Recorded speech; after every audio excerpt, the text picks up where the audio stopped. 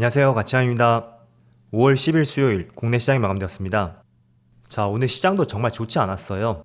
그래도 2시 전까지만 하더라도 그냥 소폭의 하락권에서 맴돌았었다면 장 막판에 조금은 많이 빠지면서 코스피가 0.5% 하락으로 마감이 되었습니다.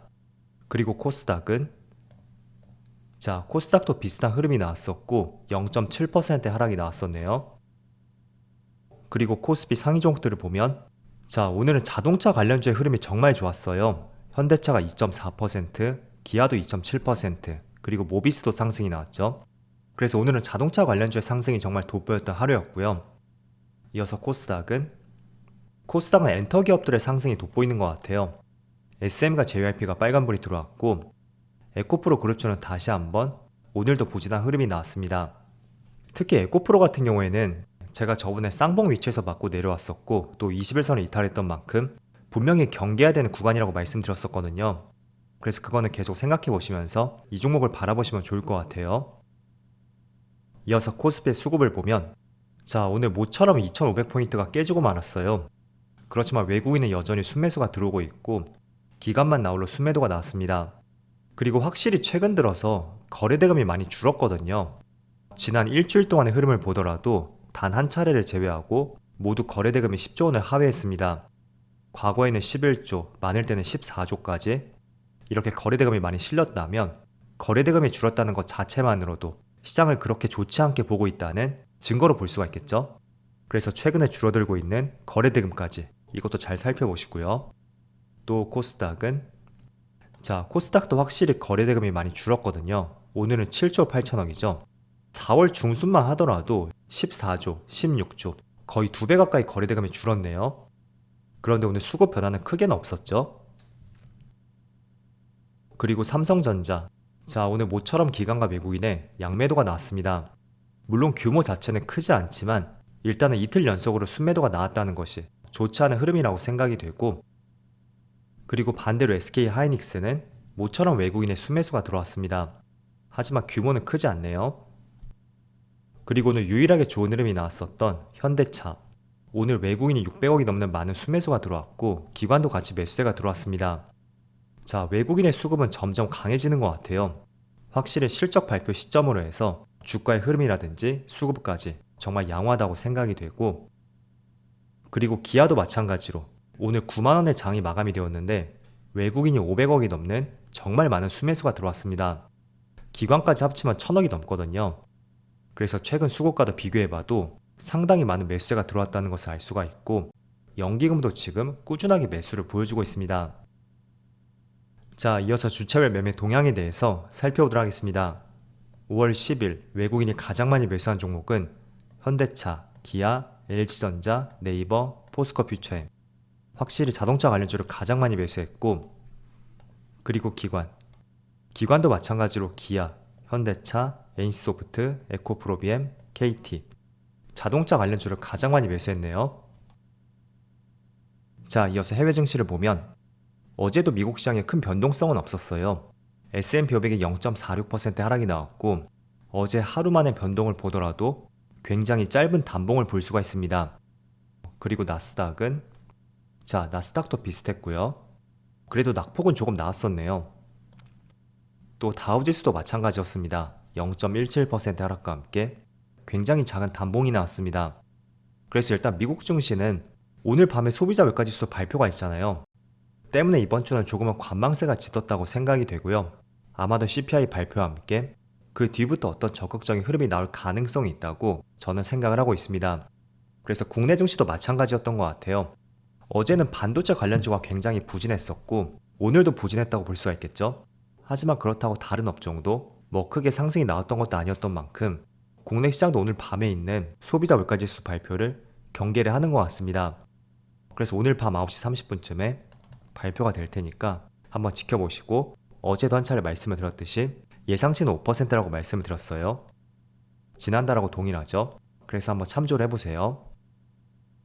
오늘은 어제만큼은 아니었지만 그래도 이틀 연속으로 시장 흐름이 그렇게 좋지는 않았습니다. 그래서 많은 종목들을 한번 찾아봤었거든요. 오늘 시장에서도 강한 업종이 무엇이었는지 저는 크게 눈에 띄었던 것이 바로 자동차 관련주였습니다. 지금 현대차가 2.4% 상승이 나오고 있고 기아도 2%가 넘는 상승이 나오고 있어요. 오늘 많은 대형주들이 파란불이 들어오고 있지만 이 자동차 관련주의 상승이 돋보였다고 볼 수 있고, 또 현대기아차를 제외하고 거래대금 상위 종목을 보더라도 자동차 부품 관련주가 상위권을 차지했습니다. 대표적으로 아진산업 같은 경우에 지금 2시 촬영 시점에 17% 급등이 나오고 있고, 또 코리아 FT, 이것도 자동차 부품 관련주거든요. 그리고 현대기아차를 주요 매출처로 확보하고 있죠. 이 종목도 마찬가지로 13% 급등이 나오고 있습니다. 아울러서 한주 라이트메탈, 이 종목도 자동차 부품 관련주인데 약간 알루미늄 소재를 활용해서 부품을 생산하고 있어요. 그런데 마찬가지로 13% 급등이 나오고 있죠. 자, 그래서 오늘 흐름을 보면서 최근에 현대기아차의 실적이 정말 잘 나왔었고, 그 관점에서 현대기아차도 물론 잘 가고 있지만 현대기아차를 고객사로 확보하고 있는 많은 자동차 부품주들, 이쪽의 흐름을 한번 참조해보는 것도 굉장히 좋을 것 같습니다. 그래서 지금 현대기아차의 주가 흐름을 보면 올해 계속 상승 흐름이 나오고 있고, 또 많은 종목들이 4월달을 기점으로 해서 약간은 지지부진한 흐름이 나오고 있단 말이죠. 그런데 그것과는 별개로 지금 다시 한번 올해 신고가를 경신했고, 또 기아도 마찬가지로 올해 신고가를 경신했습니다. 그래서 지금 코스피 지수를 보면 한 차례 조정이 나왔었고, 또 두 번째 조정이 나오고 있지만 지수의 흐름과는 확실히 반대되는 움직임인 것 같아요. 그래서 견조한 실적만큼 자동차 관련주는 현대기아차를 제외하더라도 그 부품 관련주들은 필히 한번 체크를 해보고 계속 관심을 가질 필요가 있다, 그렇게 말씀을 드릴게요. 자, 왜냐하면 지금 2차전지 관련주는 보는 시각에 따라 조금은 어려움이 있을 수 있는 그런 위치라고도 생각이 되거든요. 왜냐하면 올해 들어서 가장 크게 상승이 나왔던 만큼 너무 큰 폭으로 상승이 나왔다, 그렇게도 볼 수 있고, 또 한편으로는 더 갈 수 있다, 그 시각들이 충돌할 수가 있거든요. 하지만 자동차 관련주는 올해 상승이 크게 나왔다고 해도 이게 주봉상으로 보면 2년 동안 못 갔던 흐름에 대한 반등이라고도 볼 수 있잖아요. 그리고 현대차는 말할 것도 없고요. 그래서 대형주가 조금은 부담스럽다면 현대기아차를 고객사로 두고 있는 많은 자동차 부품 관련주들 한번 공부를 해보시는 것도 좋을 것 같고요. 그리고 현대기아차의 비전을 봤을 때도 삼성증권이었나요?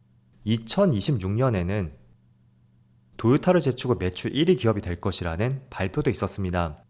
물론 전망이만큼 다를 수도 있다고 생각이 되는데, 그만큼 불경기에도 많은 성과를 내고 있다는 것이 굉장히 고무적인 성과라고도 볼 수 있고, 그런 관점에서 오늘 시장 대비 좋은 흐름이 나오고 있는 자동차 관련주로 관심 가져보자, 그렇게 말씀을 드릴게요. 자, 그리고 추가적으로 별개 이슈를 말씀드려보면 최근 한 달 동안 좋은 흐름이 나왔었던 곡물 사료 관련주들, 최근에 흑해 곡물 협정이 조금은 틀어졌다는 기사들을 많이 보셨을 거예요. 그런데 오늘 아침에 나온 기사를 보니까 이번 주에 다시 4자 협상을 할 것이라는 발표가 있었습니다. 물론 협상 타결 여부에 대해서는 단정지어 볼 수 있는 것은 아닌 것 같아요. 그렇지만 다시 한다는 것 자체가 가능성을 높인다고 볼 수도 있고, 그런 관점에서 봤을 때는 곡물 사료 관련주들 이번 주는 조금은 리스크 회피 차원에서 관망을 해보는 것도 좋을 것 같다고 말씀을 드려보겠습니다.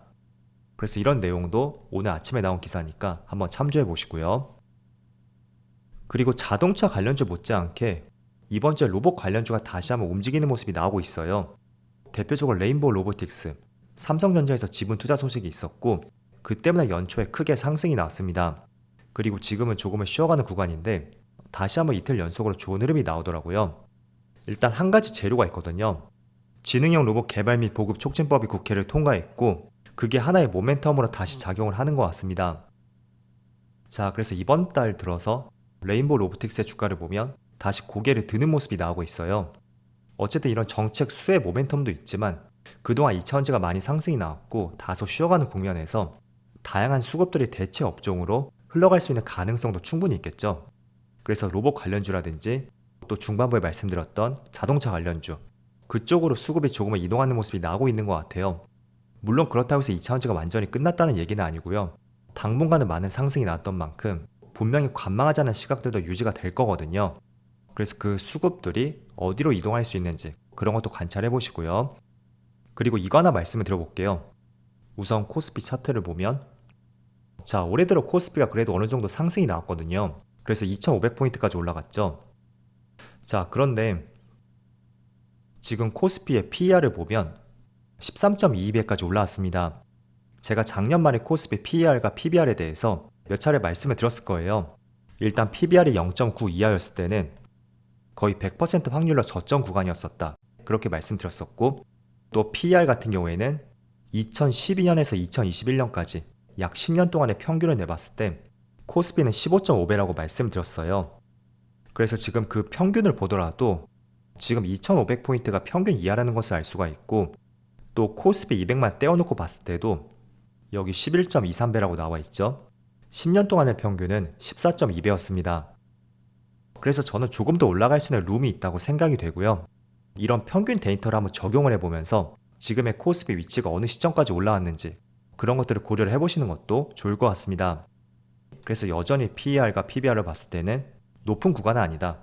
그렇게 정리해서 말씀을 드릴게요. 자, 일단 오늘 시장 같은 경우에는 사실 그렇게 특별한 이슈가 있었던 것은 아니었던 것 같아요. 오늘 밤에 CPI 지수 발표가 있는 만큼 약간은 관망세가 짙었던 하루였다고 생각이 되고, 굳이 한 개의 업종을 뽑아보자면 자동차 관련주의 강세가 돋보였다. 그렇게 정리를 해볼 수가 있습니다. 그래서 오늘 밤에 미국의 소비자 물가지수가 예상치인 5%를 얼마나 하회할 수 있는지 혹은 부합하는지 그런 부분 관찰해 보시고요. 내일부터는 다시 한번 시장에 좋은 흐름이 나올 수 있기를 같이 한번 응원해 보자고 말씀드릴게요. 자, 그럼 오늘도 정말 수고 많으셨고요. 저는 내일 영상에서 다시 찾아뵙도록 하겠습니다. 감사합니다.